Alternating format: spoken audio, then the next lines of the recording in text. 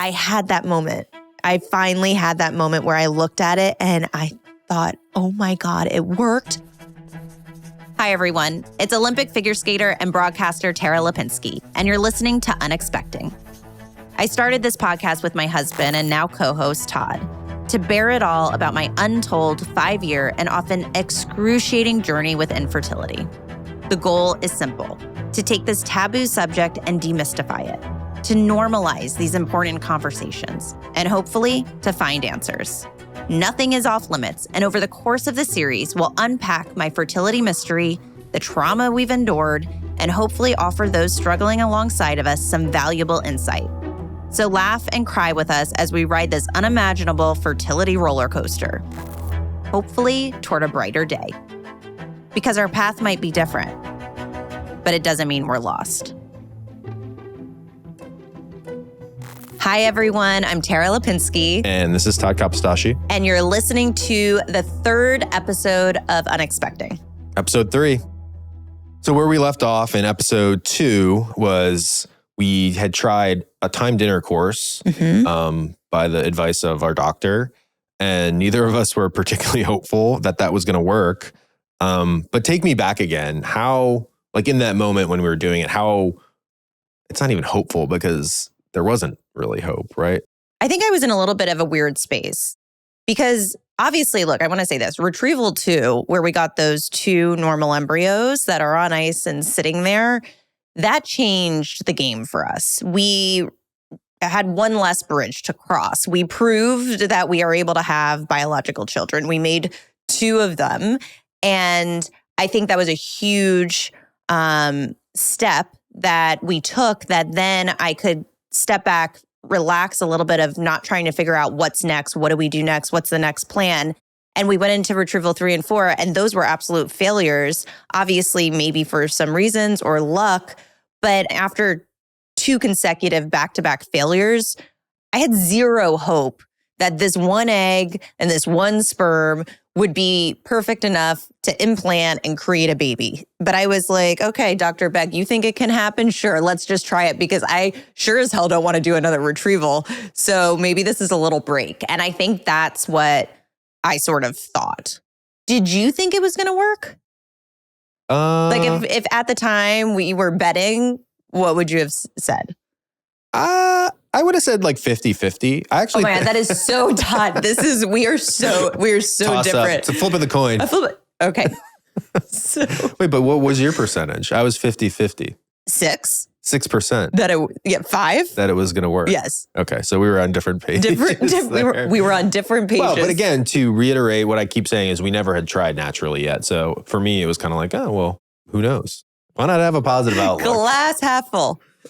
And I think because you weren't very hopeful at all for this timed intercourse, you definitely treated it differently. I mean, before retrievals, you were, anxious and very strict about your diet leading up to it. Like we stopped drinking a lot of times. And then on this timed retrieval, you kind of didn't care. Oh, no. I mean, this time I knew it wasn't going to work. I just thought this is an exercise. And I went through 6 months or even more because we had done 4 retrievals at that point of watching what I ate and thinking about what I ate and not drinking. And we were in the middle of COVID and I needed a cocktail at the end of the night and we needed to just relax, turn on Outlander, which we binged. We would get our glass of wine. Well, we also, if you remember, we started playing these weird, COVID is so weird. We played Zoom these games. Weird game show games with a bunch of friends on Zoom. Yeah, and I was not good at them, guys. So all these memories are coming back to me. I just want to say quickly. Okay. You are an Olympic champion. Mm-hmm. It's so special. It was so amazing. You were the best in the world at something in front of 40, I don't know what the ratings were, 40, 50, 100 million people in 1998. Like the pressure, I can't imagine that, you know? Like I get nervous when I'm like checking out at the grocery store. Like you did this in front of all these people. But Tara, like when you play games, especially these games, I don't know what it is. When you played these games, like guys, I don't want to overstate this, but people get stressed during games, right? Like they feel insecure or whatever, or they're not good at a game and they don't handle it well. You during this one game, I don't know why. It's like psychologically, you can tell me you were melting the fuck down. Like we got in a fight because you started kind of being a little mean to me. You were like, I was being nice. I was being nice. Answer. And I was like, I don't know what to answer. I was like rooting you on, like, oh, Tara, it's totally fine. You were just like, go. Yeah, and it was like, no, but that was like the pity. You got it. Like I knew I was floundering. But we're kind of like getting off topic with this though. Like why? Because again, I want to reiterate, this wasn't like, oh, I don't know, like cutesy. Like I don't want to play the game. This was like, you were having like a panic attack kind of. No, but really, this is like a serious. I don't think I was having. You won the Olympics. Like, what is it with party games that you can't do? Yeah, I think I just like want to be good at things, and I recognized very early on that I sucked at this game, and I got in my head, and I was like. Again, it's always like work harder, train harder. How can you be better? Listen to what other people are doing, And I was like so serious that, that's not fun.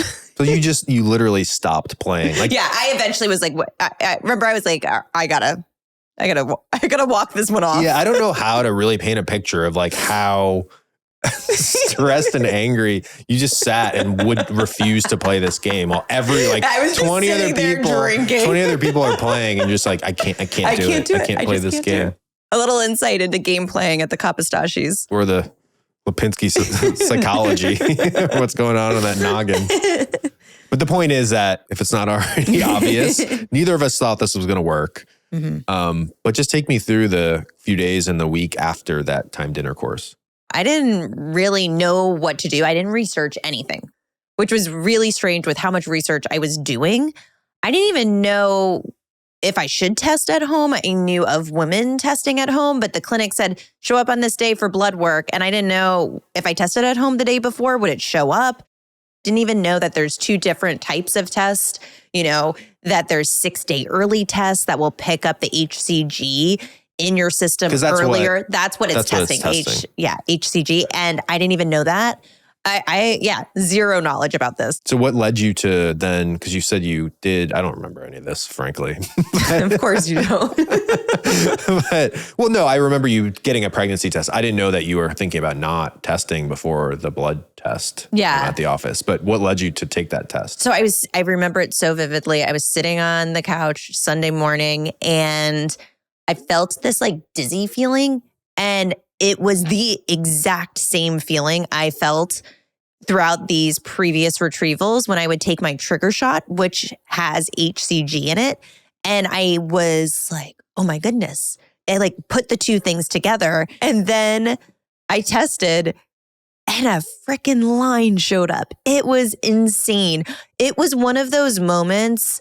Actually, it's kind of sad because I look back at this time and I think a lot of women in the infertility community feel this very deeply, is that a lot of times when you've had so much loss and failure that you get robbed of the experience that a lot of other women may have that don't have issues, that get pregnant, are a little bit naive, don't know what can go wrong in that moment, and just look at the test and feel this joy. And it's, I'm pregnant, and it's as you see it in the, in the movies or Instagram, and they're running and they're doing a cute little thing to surprise their husband that they're pregnant. And then it's like, we're pregnant and we tell everyone, and this is exciting.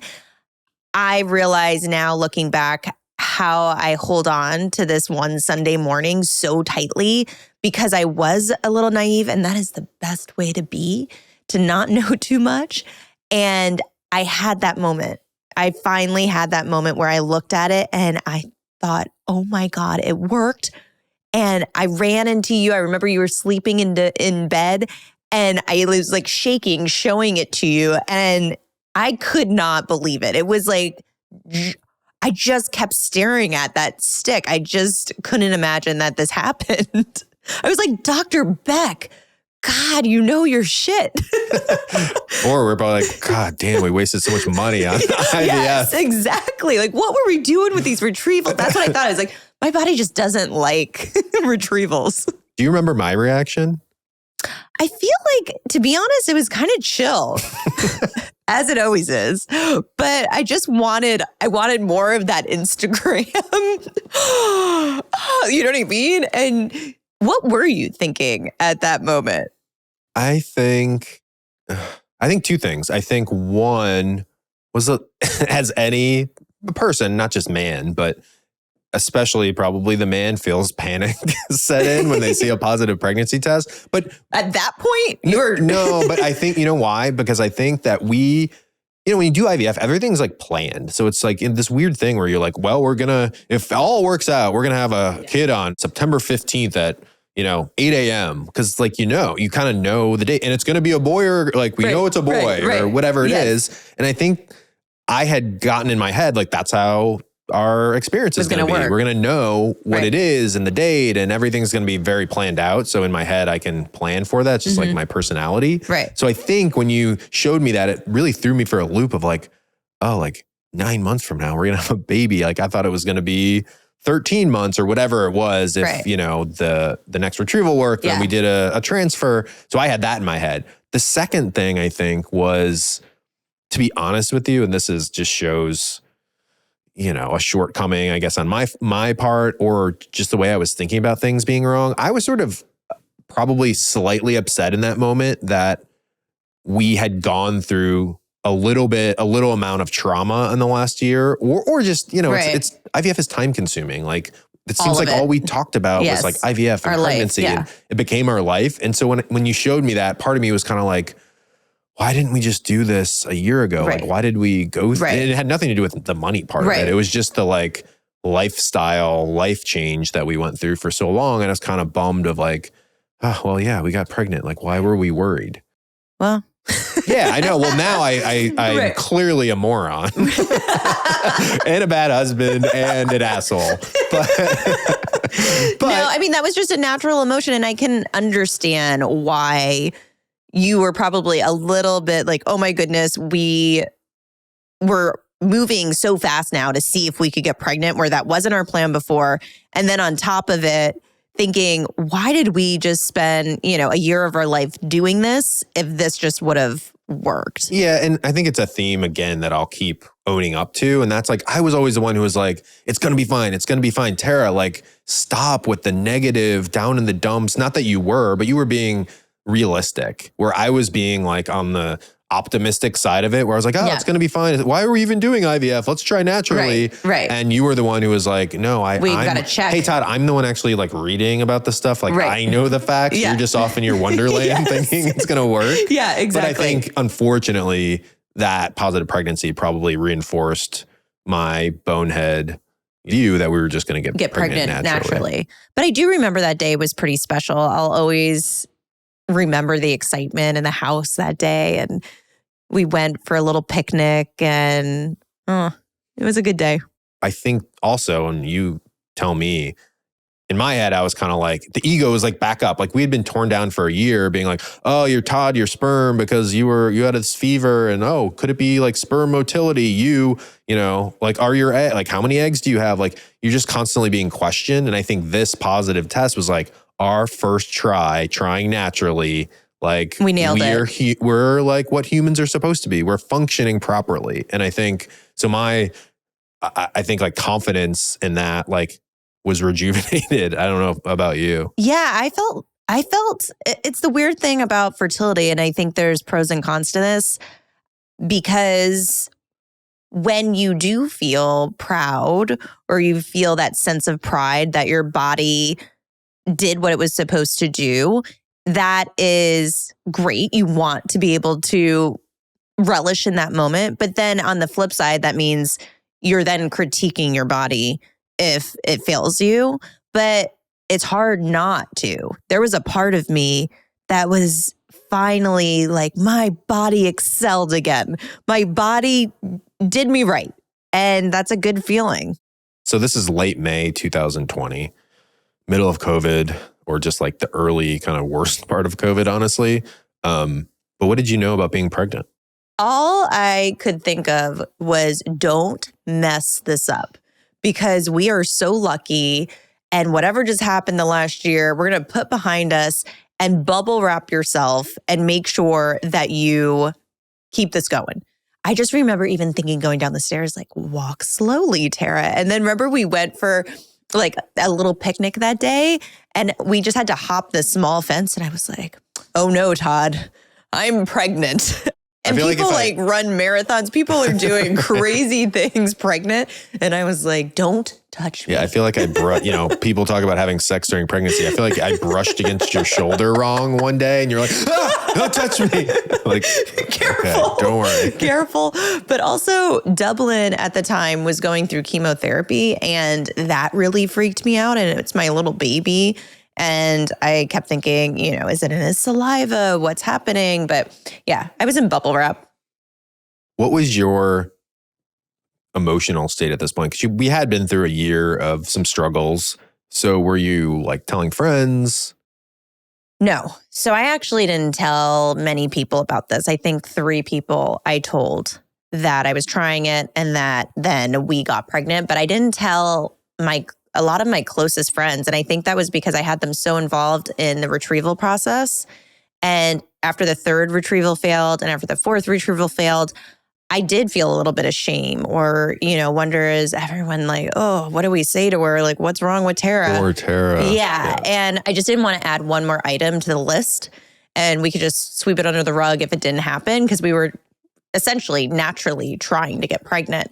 And I think there was also something that because I was not so naive anymore of how many millions of things need to go right for a live birth to happen, I didn't want to hear. I think a lot of times people don't know. And it's like, oh my God, that's so exciting. You're going to be pregnant in 2 weeks.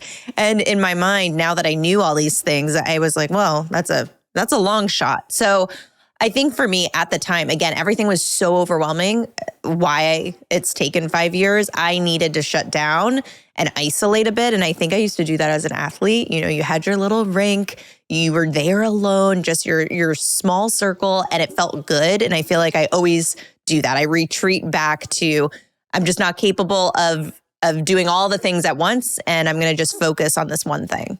That makes sense. But I will say from observing you, it does seem like this was like a new era, like when this pregnancy happened, of just like you kind of shut down, I think, from friends. And this sharing. is a good observation too, because if you know me, I am the most social being there is. I tell everyone my life story when I meet them. It's just who I am. My girlfriends are like sisters. They know everything. They were up to date on my neon pee debacle day to day with pictures. There was nothing off limits. So it is really strange that I didn't feel that I could open up. But I think that's also a testament to how difficult these times were for me. And also the 1,000,002 reasons why I think some women don't feel comfortable talking about fertility. And now a quick word from our sponsors. Throughout this process, we've talked a lot about a test I used during my own IVF journey. We are talking about Receptiva DX. Many couples struggle with infertility and end up eventually seeing an IVF specialist. But did you know that 50% of patients will likely be unsuccessful in IVF? It's a heartbreaking stat, which only adds to the enormous physical and emotional toll this process takes. Also, 50% of women with unexplained infertility will test positive for Receptiva DX. And that number jumps even higher if you've experienced an IVF failure. But there is good news. Treatment options can improve your chances by 5-fold for a successful pregnancy. This is why having this information and taking this test could be a missing puzzle piece on your journey to having a baby. If you're searching for answers, please ask your doctor about this test or go to receptivadx.com to learn more. You mentioned HCG levels as they relate to pregnancy tests, which is what pregnancy tests essentially test for, is that level. Yeah. But at that point, because again, spoiler alert, those levels will become very important. They're important in all fertility journeys, but would become vital in ours and tracking those. But what did you know at that point about HCG levels? Like I said, I didn't research anything until the very last minute. I went for my blood work. It came back as 101. And I realized 101, what does that mean? Is that a good number or a bad number? So I immediately started researching HCG. What should your number be? So I think over the next week, I had a pretty good grasp on what this initial phase of pregnancy should look like if it's going well. So 101 was the first number. And then I think 4 days later, it went to like 874. 874. So I'll always remember. What was that good? That was amazing. So it is supposed to double every 2 days. It quadrupled my nurse, Erica, shout out to Erica. She was my main gal at CFP. She was my nurse. She was on top of everything. She always made me feel so good. She walked me through all the ups and downs. She was so invested in my journey. I don't know what I would have done without her. And I just remember I got a text from her. I just vividly remember sitting at our dining room table doing a COVID puzzle and the text popped up and it was all heart eyes. And she was like, superstar. And I was like, yeah, superstar. We have like an amazing number. And it was so exciting. So you're pregnant. Numbers are looking good. I think it's kind of a fun time to stop down here too and talk about, I think this is a discussion with a lot of friends groups and couples about, fitting into a certain stage in life. So, again, we were pregnant and in my head, I'm like, okay, I think I was 36 at that point, right? Yeah. And you were 37? Yes. It felt okay to me. I never really wanted to be an old dad. I did worry about that a little bit. And I think we met later in life. So it just felt like we were on track to be somewhat older parents. But I think that this pregnancy in my head, I was sort of like, okay, like 36 isn't so bad. I'll have a kid by, I don't know how the math worked out, but 37 and that's 9 months. But you didn't care. That's how the math works. Yeah. I didn't care. No, I've always been like this in my life with big, major milestones. I don't know if it's, I'm a planner, I'm type A, so it doesn't really match. But no, remember my original plan was we're going to do this in our 40s. We're going to push it till as late as we can. I feel young. I'll always feel like a young mom. Age, a number had zero effect on me when it came to thinking about being a parent. Yeah. And then it also the same with dating. I just sort of felt when I met you, we weren't old at all. I was 32, almost 33. And Todd's a year younger than me. Tara hates that. I hate that. I had never dated anyone younger than me. It's so irrational how much you hate that. It's just, because you tease me about it. But anyways, I never felt pressure to get married, But it is interesting. It's all perspective and the context of like where you're at in your life, because you say, well, we weren't old. We were 32. To like a 21-year-old, that's super old. Yeah, I know. Again, this is maybe an ongoing theme. I never feel old. Yeah. Well, we always perpetually feel like we're 19. Yes. Yeah, I do. Yeah. And I kind of remember sitting across from you during our first date, like, okay, I'm 32, she's 33. We're kind of old, but like if I really wow her and maybe in like 3 or 4 months, she'll agree to marry me and we'll be fine. This is actually something that's interesting that we forgot to talk about in episode 1 when we talked about like our love story. Our first date, guys. Our first date was nonsense. It was amazing.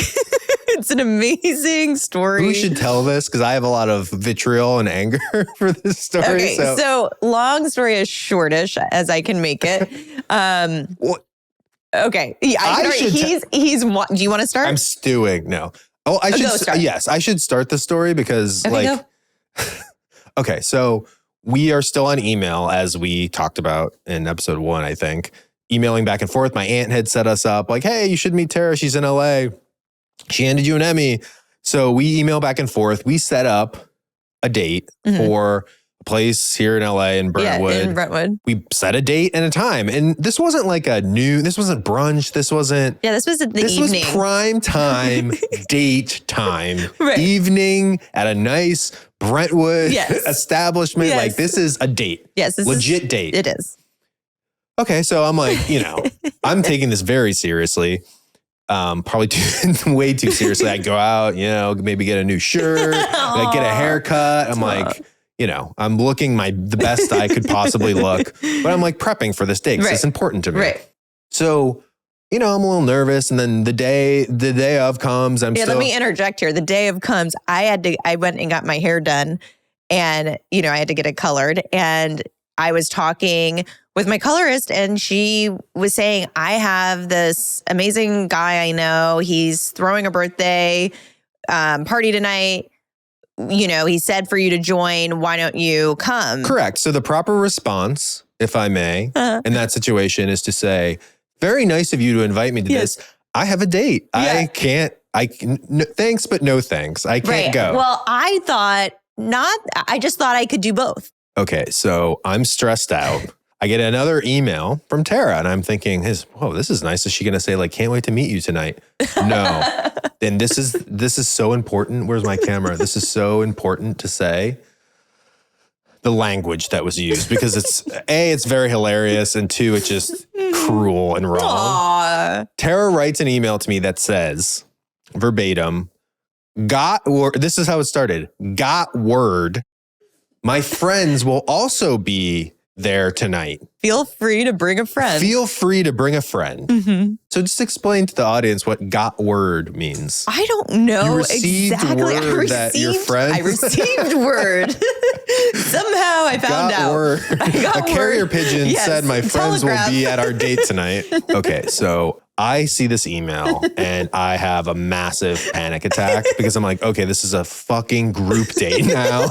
Like 3 hours before, I literally sent out an SOS to every single one of my friends. Like, please, like I will sink. If it's just me and like 7 of Tara's friends, this is not going to go well.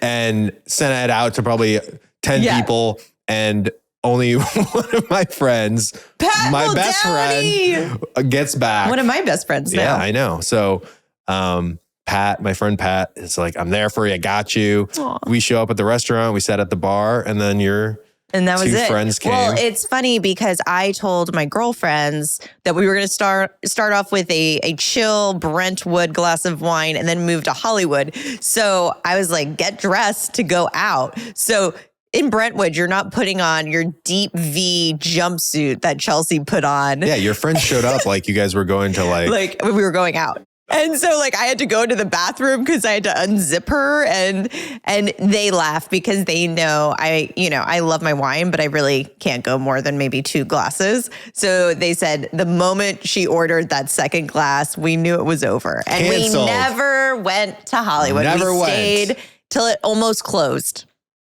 And then he did this weird thing when he left. No. So I crushed, I think, personally, because I'm a little quieter. It takes me a while to get going, with people and make an impression. But I felt like I did a really good job. Like as we were leaving, I was like, you crushed that. She stayed. You could tell that I liked you. Yeah, I could. And then I almost completely sabotaged myself. I really thought it was. I didn't know I was. I didn't know this was a thing. I thought it was very strange. I didn't know what you were doing. But as you left, it was like tall doors, very tall. I don't know, like 10 foot. And you jump up and tap it as you leave. And it was a bad move. I don't know. I didn't know what it was. So basketball players out there will understand this. Yes. That usually when you see like a door or a sign that's between like 8 and 10 foot, it means just jump up and touch it. Right. And I didn't know this. So I just remember telling the girls when I got in the car, I was like, this all went so great. Did you see him do that little leap what was as he was leaving? Yeah. What was that? Like a little... Okay, so enough about our first date. But again, as we said in episode 1, 6 months after that date, we got engaged. Engaged. There we were. The jumping quick doorway courtship. Didn't hurt me too much. No, it didn't.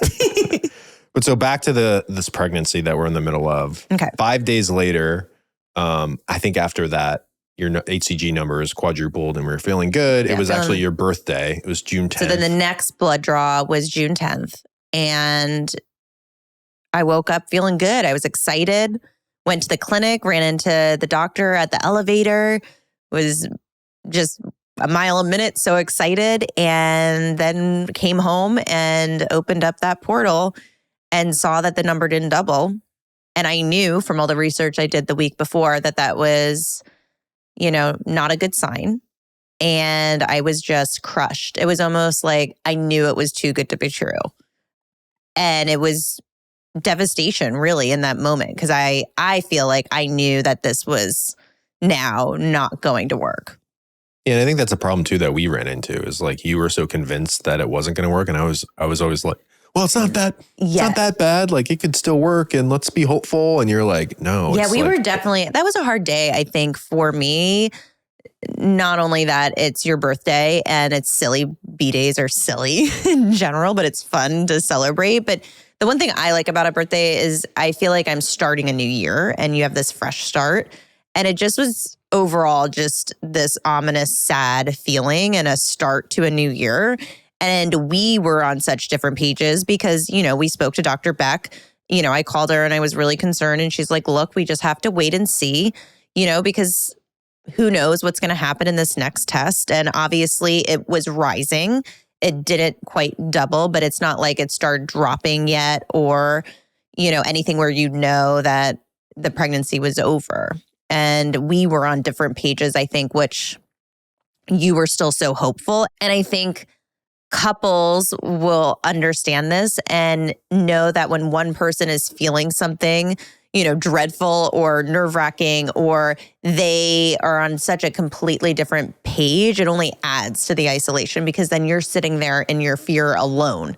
No matter how many times I tried to tell you this was wrong, you just weren't seeing it yet. Yeah, it's hard because there wasn't a finality to a number like that. So what you needed and what I should have been able to give you and couldn't was sympathy and empathy and hugs and I'm so sorry, like we'll get through this. I was sort of like it's not going to be okay. Well, that coupled with not anger but frustration that you're already so down. Like this is one test, we're just a little bit under where we're supposed to be. Like let's see. Like come on, like it's fine. Like stop being like the Debbie Downer on this because we still have hope. And I think that leads us to a different conversation too, just about. I think Dr. Beck also was like, it's not a cause for an alarm, but it's not where necessarily we'd hope it is. Right. And the thing is with those, like I would hear her and be like, okay, there's still hope. And I think for most doctors, what they do, as they should, probably every fertility doctor does this, is they're not going to say, it's over, or you're perfect. Like there's always until it's actually over. It's not over. Yeah. And so I think that's like a hard thing for patients to understand and to kind of process. Because it's limbo. It's just this drawn out process. And, we were in the situation where it was, like I said, the number wasn't dropping. It was called slow rising.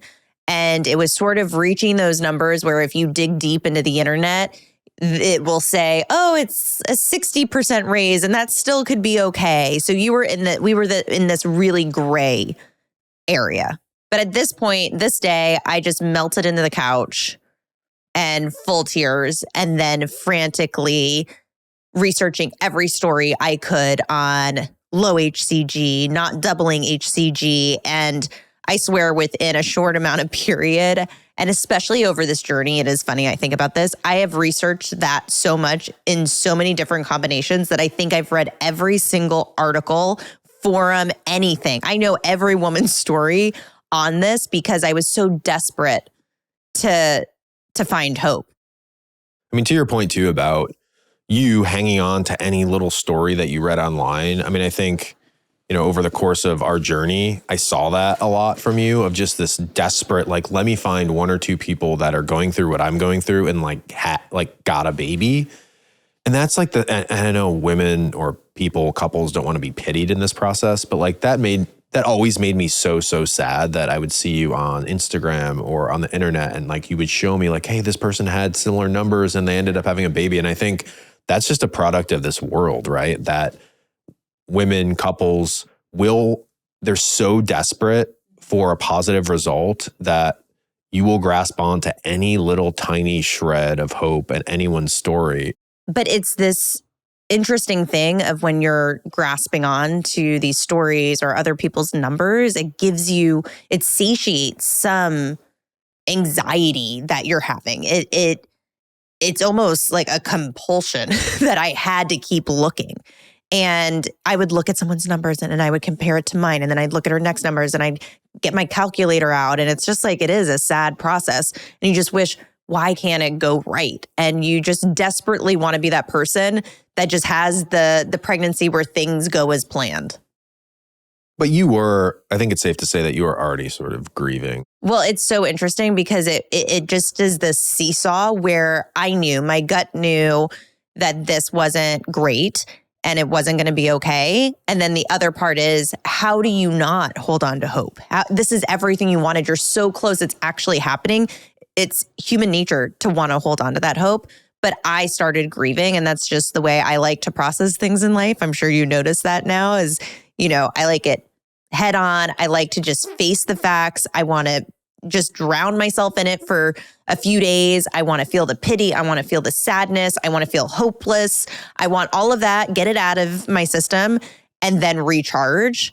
And I'd rather grieve at that point than like you do, where you grieve when there's actually an answer and then you take that on. For me, I think I was protecting my heart, where I didn't want to have to deal with that pain later. It's like rip the Band-Aid off. Yeah. 2 days later, you had another test. What were the results of that test? Well, confusing again. It was rising. It just wasn't quite doubling, but it was rising enough that everyone was thinking maybe this is okay, because I also had a pretty big number. So as the numbers get bigger, sometimes it slows down. So there was all of these different variables, and it was just, let's wait. And now we'll go do a scan next week. So at 5.5 weeks, you have what's called like a gestational scan. Right. Then we had to wait. We went to the gestational scan with Dr. Beck. So what is that, and what did our results show on that? So we get to almost see every part of the progression of the pregnancy because we were working with an IVF clinic. And so we went to the scan and I didn't know what to expect. I thought, maybe these numbers are good enough. Maybe it's going to be okay. And then Dr. Beck, smile on her face, there it is. I see it. And you see this, this little black, little package with your cute little embryo in the middle. I mean, so we saw a gestational sac, and then inside is the yolk sac and hopefully a fetal pole. And that was the next big jump. And she's like, and yes. We saw all of that. It's there, looking good. They also check if you're up to date to exactly where you are in your pregnancy. I was looking good. I think I was a day ahead. And I thought, okay, now there's a little more hope. Yeah, this is probably another instance where Todd, the insensitive idiot, is like, Tara, I told you. Geez, stop with the worrying, enough. Yeah, and then a week later, so 6.5 weeks in, you do a heartbeat scan, which to me is it's just a crazy scan in general. You're literally seeing whether or not this embryo has grown enough to have a beating heart. Right. Well, I was a little hopeful and, just praying for a heartbeat. And it's crazy that this little thing has, a flicker that you'll see on a screen, and it's a big milestone to reach. And I walked in and sat down, and I just knew. I knew from watching her, that awkward silence, that searching, and I could tell she just wanted to find this heartbeat. And just the look on her face when she said, "I'm sorry, there's no fetal heartbeat." Thanks for listening to Unexpecting the podcast. Please subscribe, leave a review, and follow Unexpecting Pod on Instagram for info about upcoming weekly episode releases.